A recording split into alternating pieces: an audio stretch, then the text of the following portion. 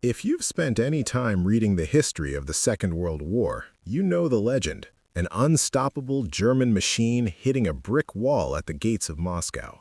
But what if I told you the gates were actually wide open in August? There was a forgotten window of 6 weeks where the road to the Kremlin was undefended, a moment where the war could have ended before the first frost. Instead of driving forward, the High Command made a choice that defies military logic to this day. To understand why we live in the world we do today, we have to understand the Breadbasket Trap and the moment hubris outweighed common sense. Most of us grew up with a specific image of the German Wehrmacht in 1941, an unstoppable mechanized juggernaut that had mastered the art of the blitzkrieg. We remember the stories of Poland and France falling in mere weeks, and for the first few months of Operation Barbarossa, it seemed history was simply repeating itself on a larger canvas. But there is a dangerous seduction in early success. It breeds a brand of hubris that makes men believe they can ignore the fundamental laws of time and distance. By August of 1941, the German army wasn't just fighting the Soviets, they were fighting their own momentum. The legend suggested that if you simply struck the head of the snake, Moscow, the body would wither. However, Hitler looked at the map and saw something else, the vast resources of the Ukraine and the looming threat of Soviet armies to the south. This created a tension that would change the course of the 20th century. History suggests that the greatest trap a commander can fall into is not a lack of resources, but an abundance of targets. The decision to pause the drive on Moscow was not born of weakness, but of an arrogant belief that they had time to do everything. As we now know, in the Russian interior, time is the one luxury no invader truly possesses. To a man who understands how momentum works, whether in business or mechanics, there is nothing more deceptive than a clear path forward. By July 1941, the German High Command was intoxicated by the sheer speed of their own advance. They had covered hundreds of miles in weeks, and to the generals in the field, Moscow wasn't just a target, it was a foregone conclusion. But here is where the mirage began to shimmer. You see, the Soviet Union was not a European nation in the traditional sense. It was a continent disguised as a country. The German logic was grounded in the decisive battle theory, the idea that if you surround enough divisions and capture the capital, the government must collapse. Many of us remember the fall of France in 1940. That was the blueprint. Therefore, when the Wehrmacht looked at the map in midsummer, they saw a Soviet army in tatters. They had already captured or killed over 300,000 men at the Minsk pocket alone. The hard truth here lies in the data the German intelligence, the Fremde Heere Ost, completely missed. They estimated the Soviets had about 200 divisions. In reality, the Red Army was able to mobilize over 360. The road to Moscow looked easy because the Germans were measuring the head of the enemy while ignoring the tail that stretched all the way to the Urals. History suggests that the German generals, like Guderian, saw the open plains of the Central Front as a highway. They believed the Soviet infrastructure was so brittle that one final push would shatter the entire system. But they were looking at a map, not the reality of Russian logistics. For every mile they advanced, their supply lines stretched thinner, like a rubber band pulled to the point of snapping. They were winning every battle, but they were losing the war of attrition before the first snowflake even fell. The mirage was the belief that the Soviet Union was a house of cards. In reality, it was a fortress of iron, and the easy road was merely a funnel leading deeper into the abyss. In the world of strategy, there is a recurring theme, the conflict between what is military-wise and what is economically necessary. By August 1941, the German High Command was locked in a bitter internal feud that would ultimately decide the fate of the Western world. Most of the generals, the men with the boots on the ground, wanted to keep their eyes on the prize, Moscow. They saw the Soviet capital as the central nervous system of the entire empire. If the brain dies, the body follows. But Hitler saw the map differently. He wasn't just a soldier, he was a man obsessed with the mechanics of a long war. He looked at the vast agricultural riches of Ukraine, the breadbasket of Europe, and the coal and iron of the Donbass region. He feared that if he didn't seize these resources, Germany would be starved out of the war, just as they had been in 1918. This brings us to the fatal turn. On August 21, 1941, Hitler issued a directive that shocked his staff. He ordered Guderian's 2nd Panzer Group to stop their advance on Moscow and turn south toward Kiev. To the professional soldier, this was heresy. It was a violation of the primary rule of warfare: maintain your objective. However, the logic from the Chancellery was that a direct assault on Moscow was a gamble, while the destruction of the Soviet forces in Ukraine was a certainty that would feed the Reich for years. To understand the sheer weight of this decision, we have to look at the staggering numbers that defined the weeks following Hitler's order. The monumental reality of this decision is found in the sheer scale of what followed.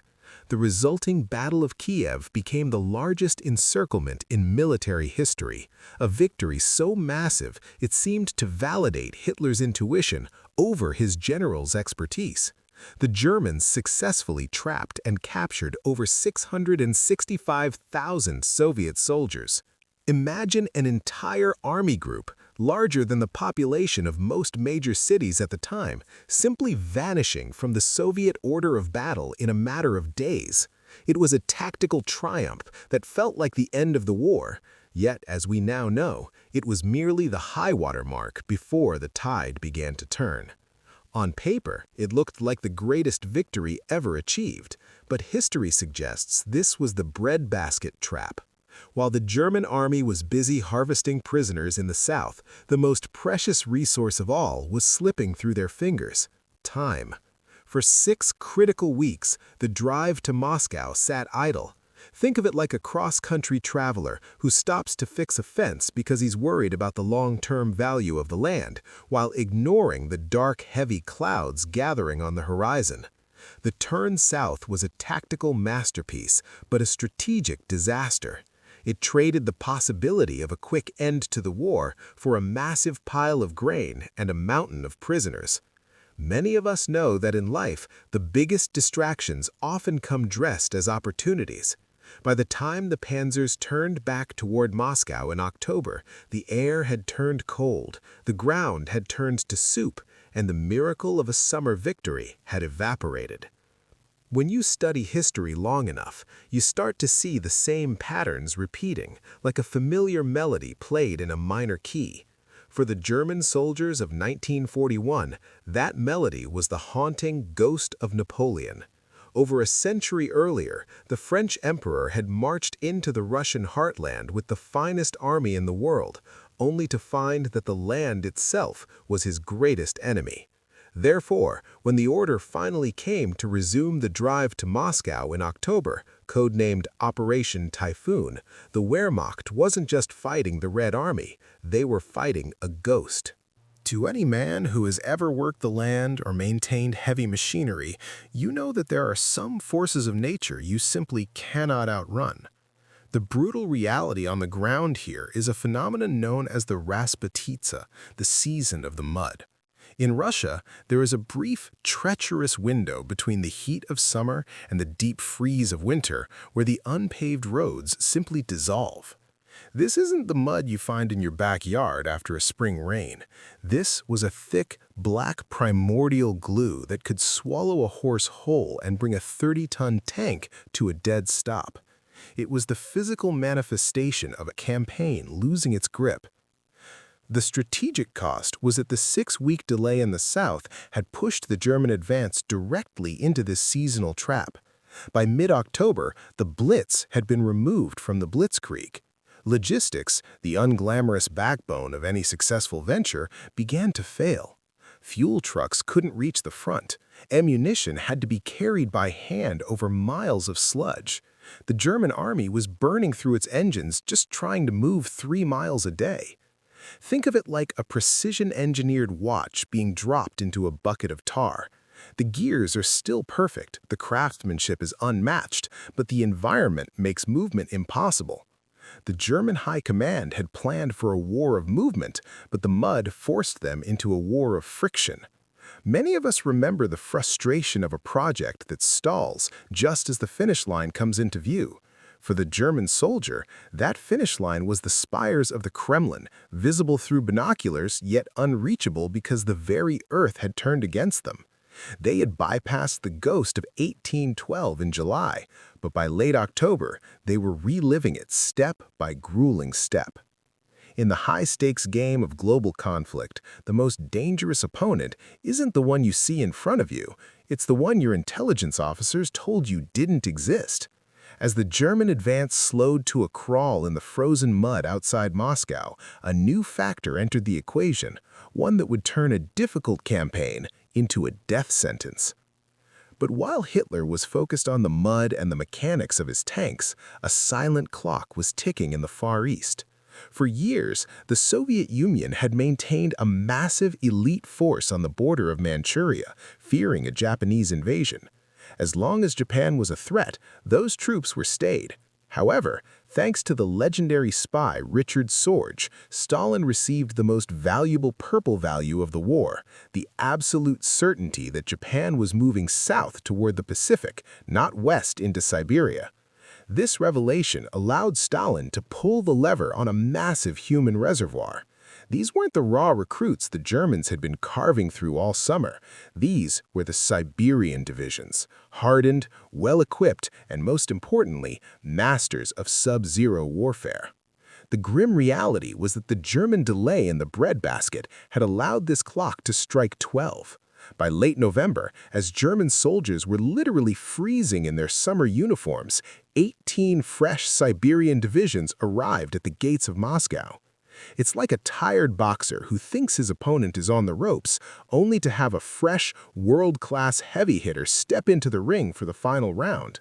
The Germans had exhausted their strength against the Mirage, only to meet the reality of fresh Soviet steel just as the thermometer hit 40 below. In the final analysis, we have to ask ourselves, how does an empire lose its future in a single summer? The defeat of the Third Reich didn't happen in the ruins of Berlin in 1945. It happened in a map room in August 1941. Therefore, we must view the final echo of this decision not as a loud explosion, but as the quiet realization that the window of opportunity had slammed shut. When we look back at the turning points of history, we often look for a single moment where the math simply stops adding up for the victor. The undeniable evidence of this collapse is found in the numbers that followed the failed assault on Moscow. Once the Siberian counteroffensive began on December 5th, the Germans weren't just halted, they were pushed back over 100 miles in a matter of weeks. In the professional world of warfare, they had lost the most valuable asset any commander possesses, the initiative. They were no longer the ones dictating the terms of the fight. And in a war of attrition against the combined massive industrial resources of the USSR and the United States, losing the initiative wasn't just a setback, it was a death sentence. It was the moment the dream of a quick victory was replaced by the cold reality of an unavoidable defeat. History suggests that the order to turn south was the precise moment the war shifted from a sprint to a marathon Germany was never equipped to run. Many of us know that the hardest lessons in life are the ones where we had the right tools but the wrong priorities. Hitler prioritized the breadbasket, but in doing so, he traded a continent for a harvest. The decision doomed millions to a war that would last 4 more years, all because one man believed he could outsmart the clock, the mud, and the map. If you found this video informative, please consider subscribing to the channel. New, well-researched videos are uploaded regularly. Your support helps keep quality content